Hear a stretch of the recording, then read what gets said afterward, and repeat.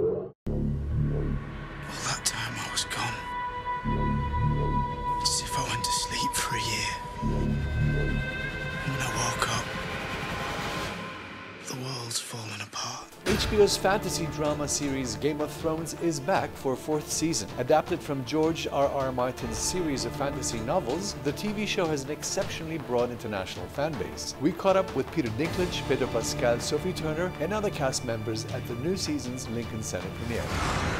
If you want justice, you've come to the wrong place. Tyrion is not the same man he was when this show started, and that's what really appealed to me about this character when I first, read the books and read Dave and Dan's scripts. And he's getting stronger and stronger when everything around him is getting harder and harder. Tell your father I'm here, and tell him the Lannisters aren't the only ones who pay their debts. He doesn't care what people think. He enters every room without fear. He has a very, very specific agenda when he comes to King's Landing. He has vengeance in his heart. He also loves life. After I raise my armies and kill your traitor brother, I'm going to give you his head as well. Or maybe he'll give me yours. She's the only kind of character who's surviving through keeping her mouth shut and not really doing anything about it and waiting it out until she finally gets the opportunity to do something about it. Bran obviously has lost his legs and his family and his home, and frankly it's been a pretty bumpy, horrible ride for him.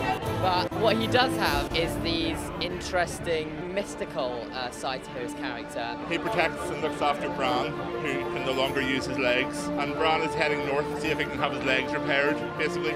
So basically this is the adventure of this season. You're like a wizard.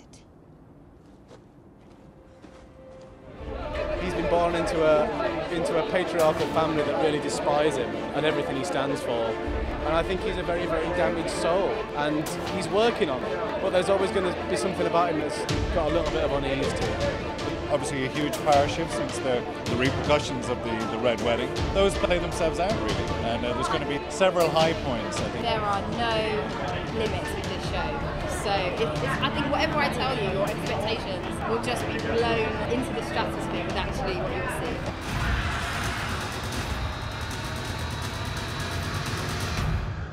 It's coming.